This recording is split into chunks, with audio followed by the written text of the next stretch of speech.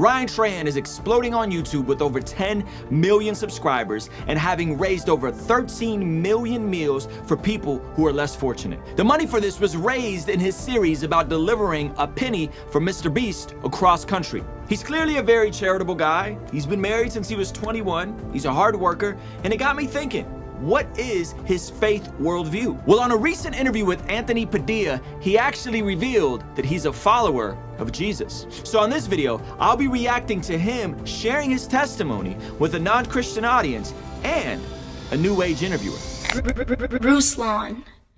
All right, guys, we're gonna jump right into this video. I wanna send a big shout out to a dope channel I just discovered called Super Shadow, which is the actual channel that broke this video and this story. And I'll link their video at the end of my video so you guys can go check it out. But before we get into that, guys, make sure you smash that like button one time for the YouTube algorithm. When you like the video, it shoots it up the algorithm, which is a win-win for everybody. So let's just jump right in. Here's the interview. We're gonna pick it up at the 18-minute 21-second mark, the moment that changed everything. The biggest thing, which is probably the most important thing to me. Tell me, Ryan. I'm ready. Haley is Christian, and when we started dating, I was not. I was atheist, cynical atheist even. Whenever I would talk to Christians, I was always very like questioning their beliefs. I started dating Haley, and I would ask her questions like that, like very hard questions, and I wanted to really challenge her because like I loved her so much. I didn't want her to like have this like false view of reality. Conversation after conversation, she was like very gracious with me.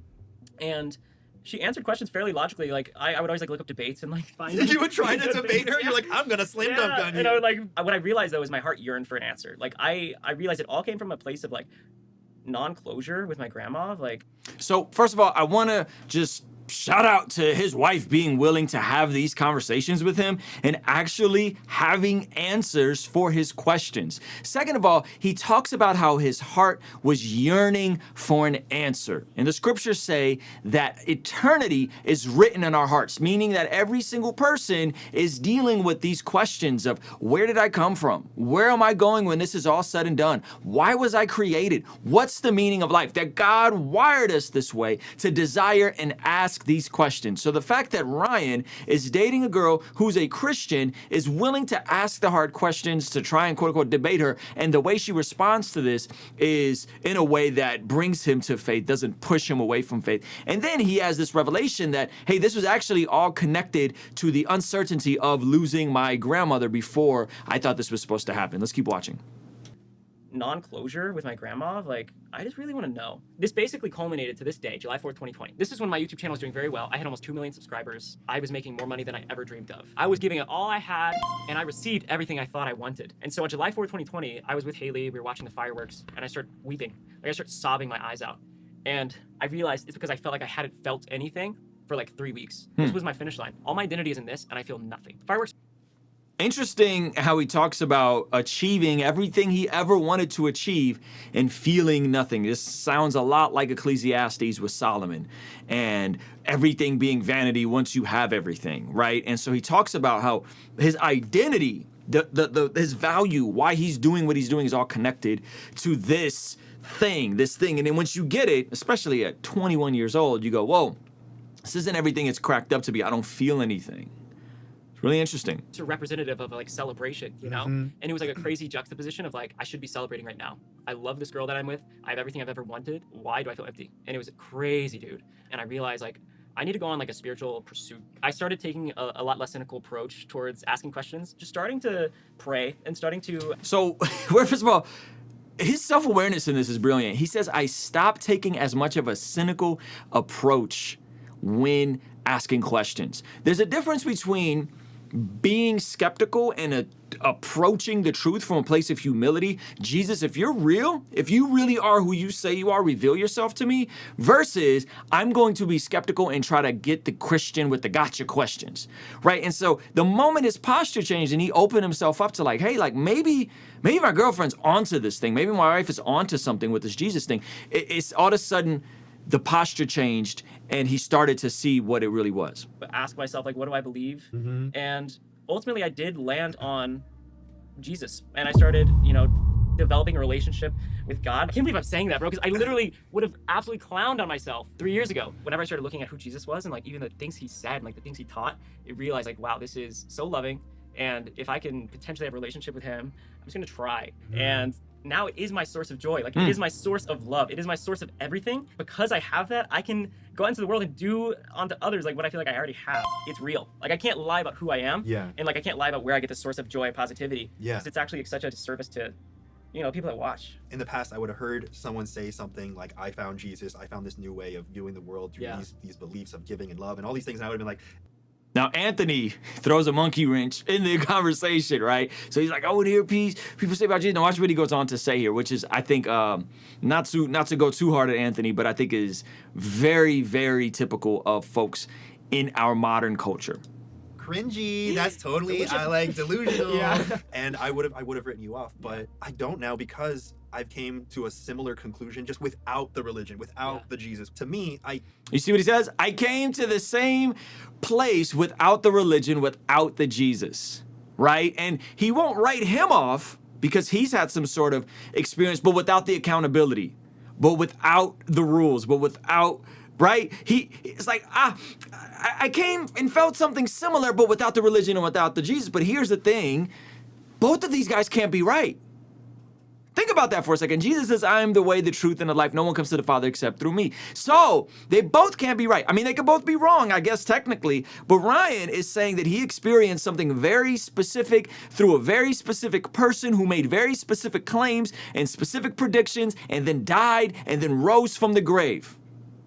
Right? And he's saying, yeah, like I would have written all that off, but because I had some sort of experience, that my experience kind of allows for your experience to be true, but the opposite isn't a possibility. Listen to what he goes on to say. translate it through my own spiritual beliefs, and what I hear is kind of like the way that I view the world, which is I was able to find that I always had the strength and energy within me to express that. I feel. And this is where he shows his hand with the new age stuff. I always had the strength and energy to express that. All right, so this whole idea of like energy and this whole thing. And so energy is not a concept that you can manifest through your thoughts and your feelings and your visuals. Energy, in its most technical sense, is the capacity for work. If something has the capacity for work, that is what energy is. So your thought doesn't create work. It doesn't produce anything. It's just a thought. Sometimes you act on your thoughts. I have a thought to go to the gym. I should get up. I should go to the gym. Or sometimes you have thoughts and you don't do anything with those thoughts and they don't produce anything. So your thought in and of itself is not energy. It is New Age. That is New Age thinking, right? I feel like you and I have gone down similar paths, yours with a label of Christianity, mine through my own personal spiritual beliefs. But now I kind of cringe on the past me that would immediately write people off for their beliefs. I agree. I feel like it's so crazy the transformation that happens. Like when you go on like a spiritual pursuit, you just can't be the same person that you were before. And it's so cool that like so many people, you know, they find so many things. And I'm just so curious like how that's been for you. It's so awesome. Frequently there was this part of me that would get defensive when someone would say something. There was this part of me that would get frustrated and angry about things, and I've realized that part of me, it never felt like it was me. It felt like it was this weird, like young version of me. In Christian circles, in the Bible, we call that your inner sinful man. We call that original sin. We call that hostility towards God. And so even though I think in this situation, Ryan did a fabulous job sharing his faith, what happened, how we came to the faith through the door of being a skeptic. And then eventually, I'm guessing there was some apologetics involved, very similar to my story. Anthony here is really making it kind of wishy-washy energy, my truth versus your truth. I am not religious, but I'm spiritual. And is actually echoing the very same thing people have been echoing all throughout culture. Because we all know that there's something else out there. Most of us know. It's very reasonable to come to the conclusion that there's theism, but we don't want the accountability that it comes with surrendering your life and following Jesus with everything you have. And I think you saw that in real time. And so I appreciate Anthony being very open-minded. I appreciate Ryan holding his ground and saying, no, like I would have clowned this, but something happened and something changed. And now I'm a new person. And now I believe in this Jesus. And this is the source of my joy, and things are different now. I appreciate this, that he was able to hold his own. But I also think that this is instantly the worlds colliding of what is popular to say, I'm spiritual but not religious, versus Jesus, who says, I am all truth. I am the life. I am the only way to the Father. Both of these can't be right. Both of them could be wrong, but both of these can't be right. So very interesting conversations. Guys, if you guys want to check out the channel that initially broke this, I want you guys to go show some love to this brother. He's been doing a good job. It's Super Shadow. I'll link that over here below. And if you want to hear some of my more thoughts about New Age practice and some of the goofiness there, you can check out this video here. And I'll see you over there, all right? Peace.